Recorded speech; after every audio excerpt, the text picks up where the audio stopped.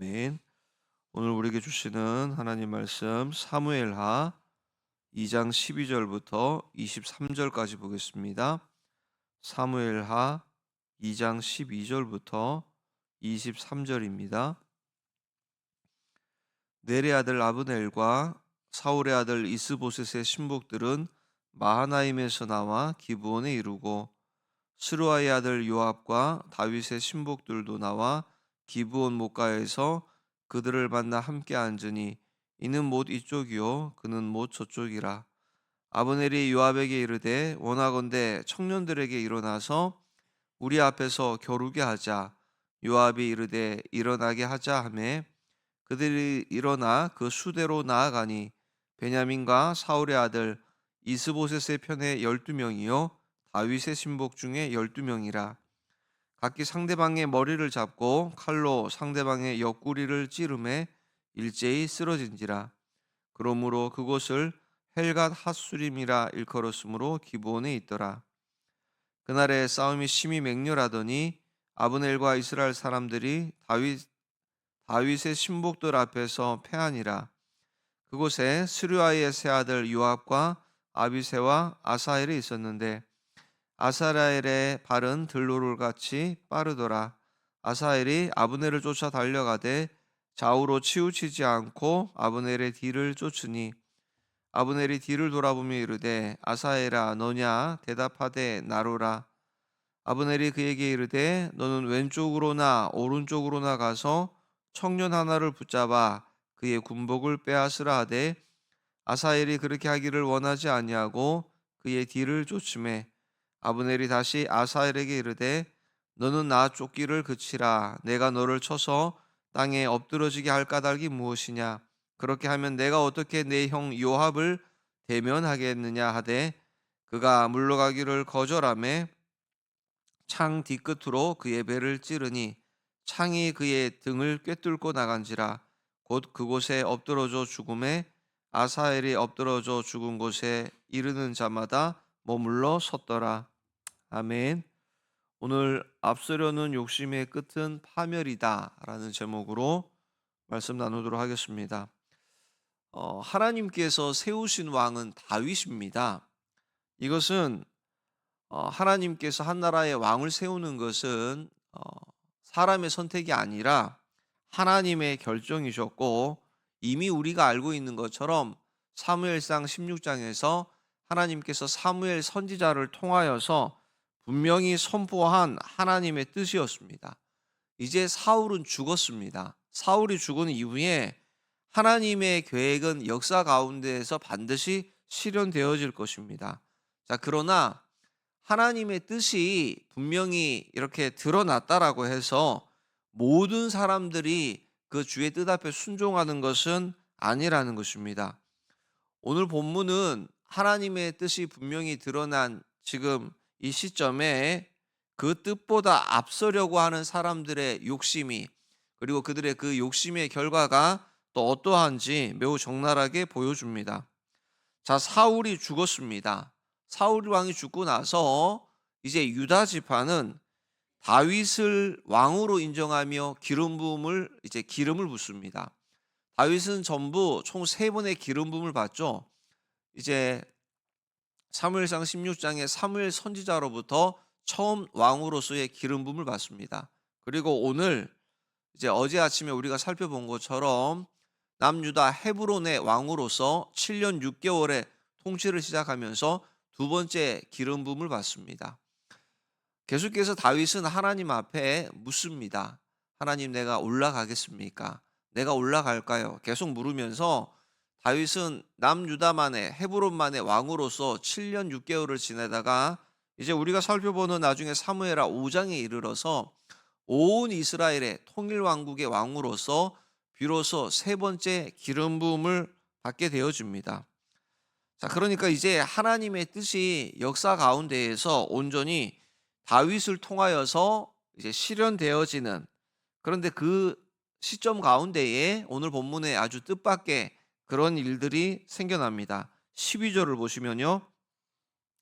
넬의 아들 아브넬과 사울의 아들 이스보셋의 신복들은 마하나임에 나와 기브온에 이르고, 여기 아브넬과 이스보셋의 신복들이 지금 마하나임에서 나와서 기브온에 이르렀다라고 말합니다.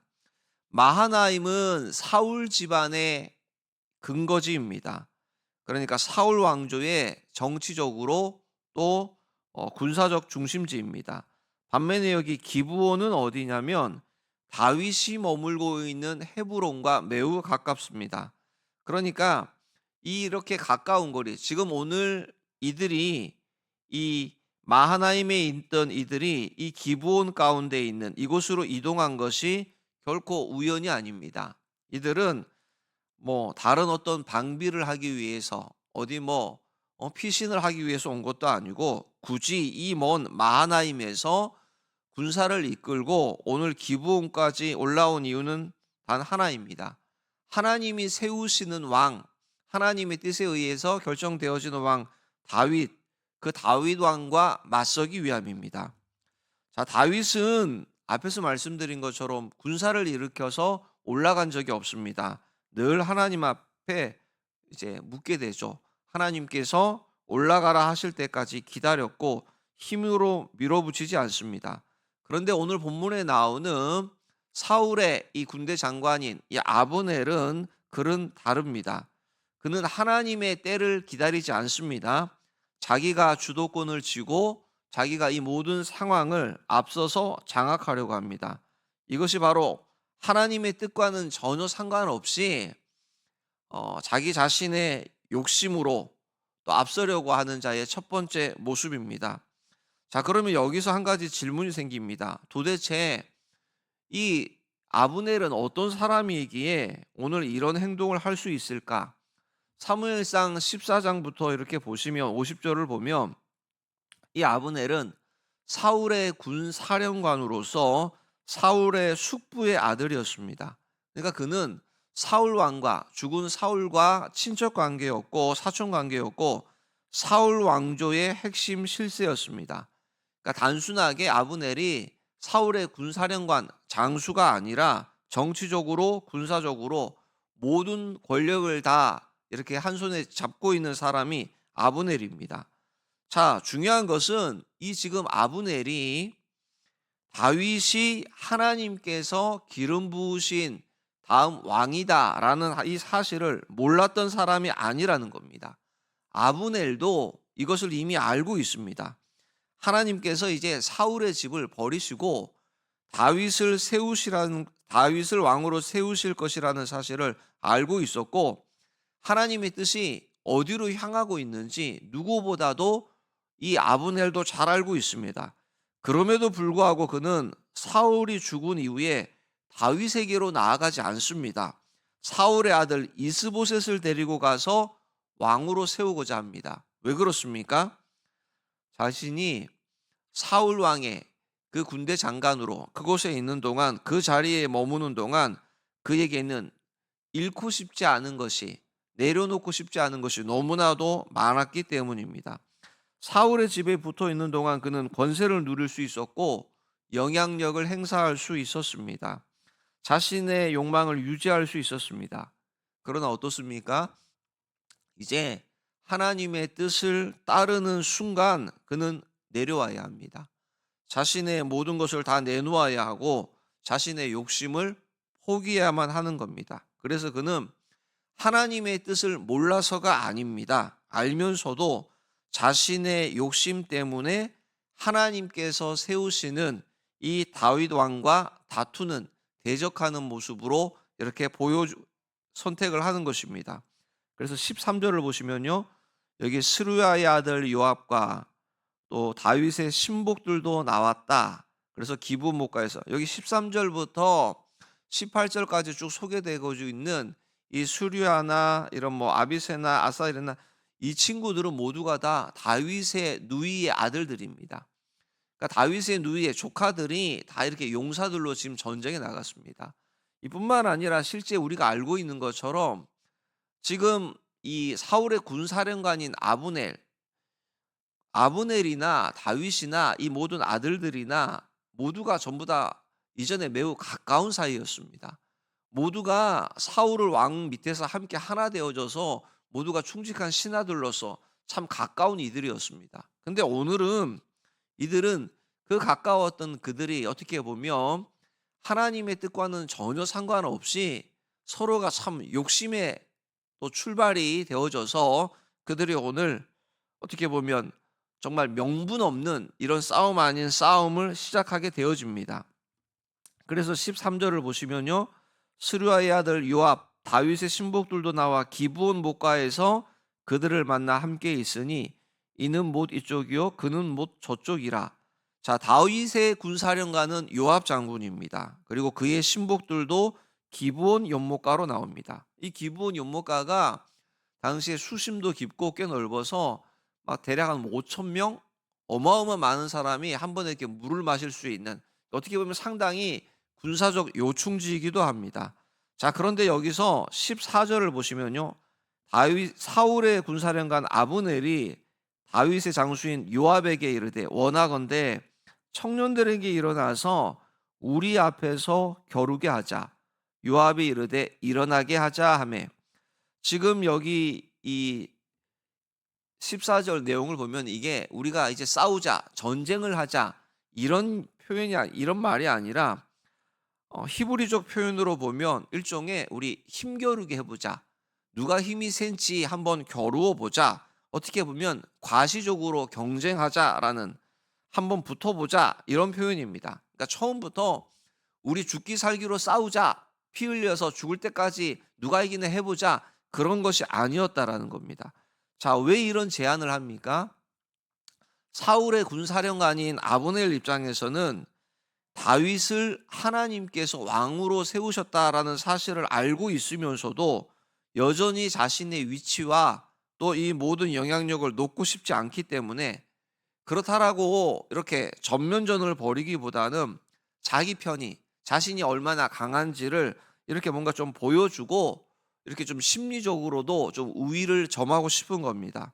그러니까 겉으로는 싸움을 원치 않는 것처럼 보여지는데, 그런데 실제로는 자기 힘을 증명해 보이려는 욕심이 드러납니다. 이 다윗의 군사령관 요압 편에서도 마찬가지입니다.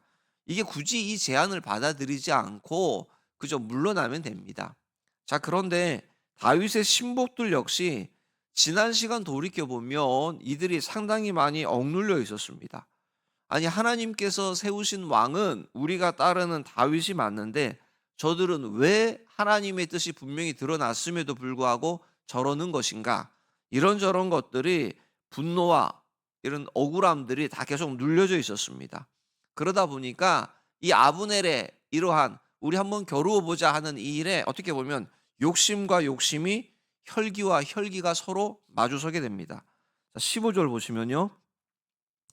그들이 일어나 그 수대로 나아가니 베냐민과 사울의 아들 이스보셋의 편에 12명이요 다윗의 신복 중에 12명이라. 12명씩 나옵니다.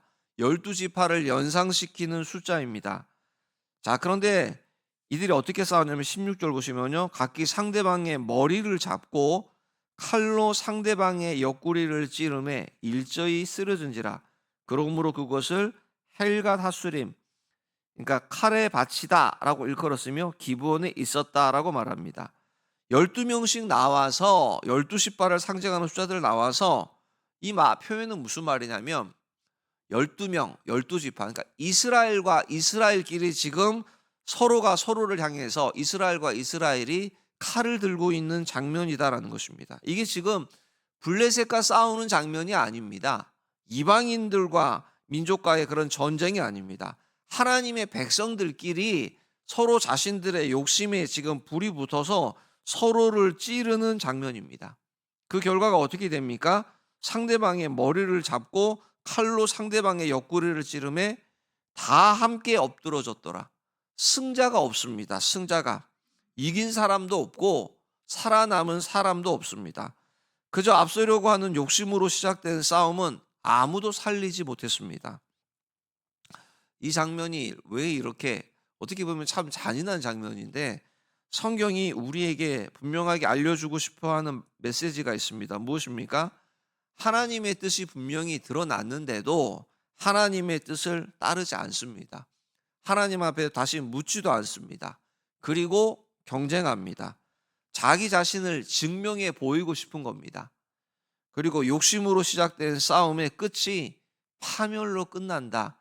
하나님의 뜻과 상관없는 이것이 끝이 좋지 않음을 우리에게 보여주고 있습니다. 17절은 이렇게 정리를 하죠. 그날의 싸움이 심히 맹렬하더니, 이게 심히 맹렬한 싸움이 아니었습니다. 출발은 욕심으로 시작된 것이 여기 17절에 기록하고 있는 것처럼 싸움이 심히 맹렬했다라고 표현합니다. 아브넬과 이스라엘 사람들이 다윗의 신복들 앞에서 패하니라. 처음에는 겨루기였는데 그냥 누가 센지 한번 겨루어 보자, 자기들 과시였는데 이게 결국에는 피를 본 싸움이었습니다. 그리고 다음에는 어떻게 해요? 정말 맹렬한, 심히 맹렬한 전쟁이 되었습니다. 욕심이 이렇게 변하였습니다. 가볍게 시작했지만 조금만 그저 앞서 보려고 하는 마음이었던 것 같은데, 조금만 증명하고 싶은 마음이 결국에 걷잡을 수 없는 싸움으로 번졌습니다.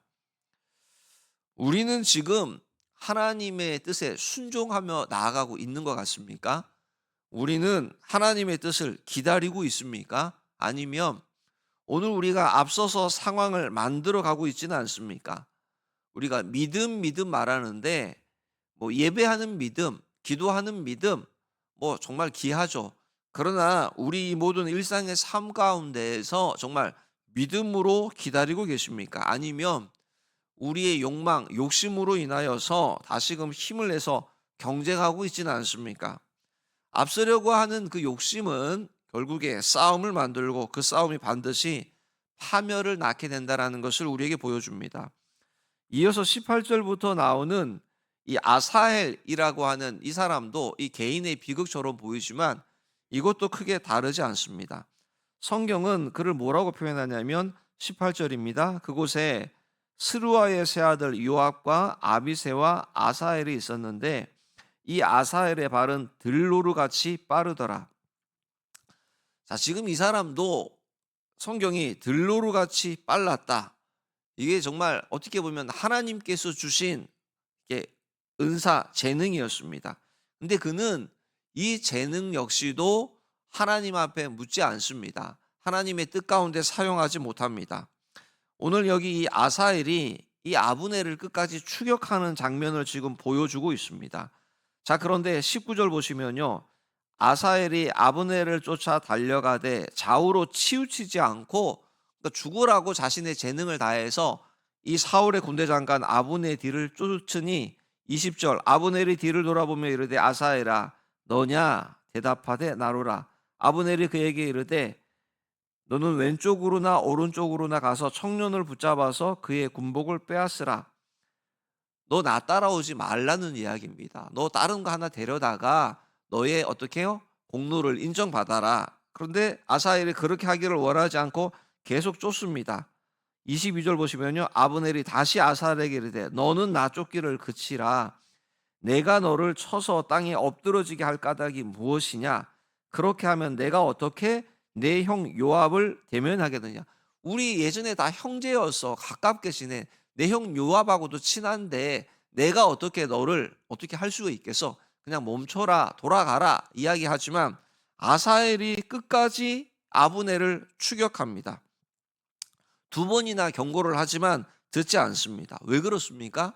단순히 젊은 혈기 때문에, 열정 때문에, 앞서고 싶은 마음 때문에, 공을 세우고 싶은 그 욕심이 그를 멈추지 않습니다.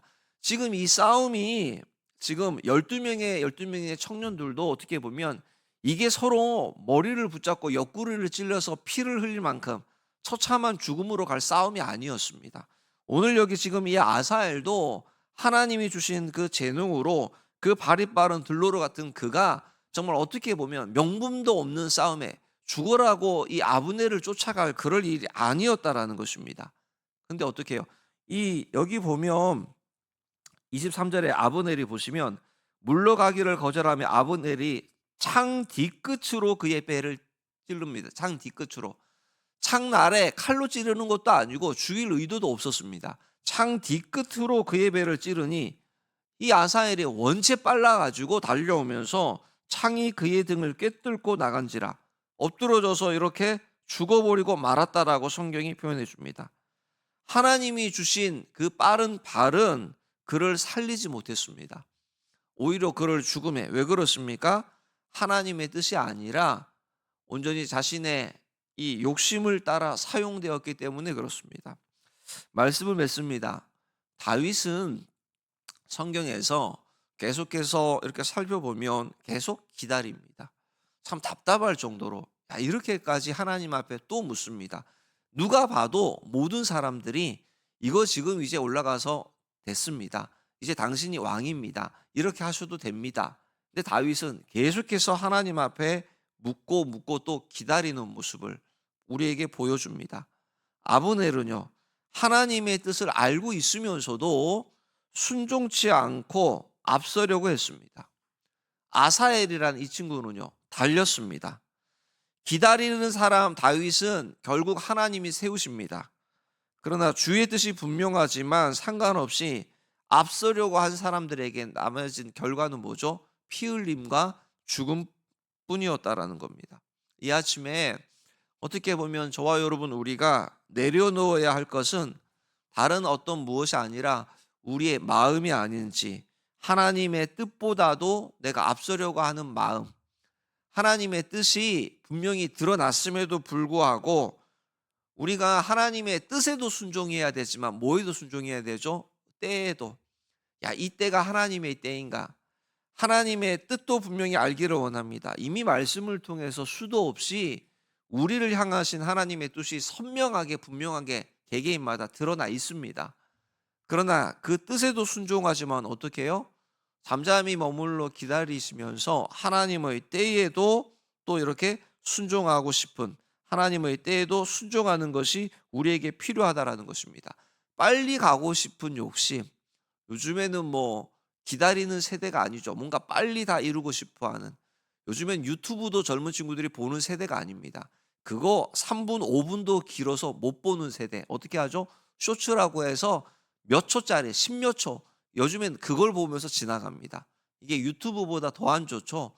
멍하고 예전에는 TV를 바보 상자라고 했는데 유튜브를 보는 동안도 내가 죽어간다고 하는데 그것도 못 기다리는 세대가 돼서 짧은 15초, 20초짜리 쇼츠를 보는 것도 이것도 답답해합니다. 좀 더 빨리 그 짧은 시간 동안에 우리 도파민을 자극하는, 도무지 하나님 앞에서 하나님의 드러난 뜻 가운데도 순종하지 못하고 하나님의 때도 맞추지 못합니다.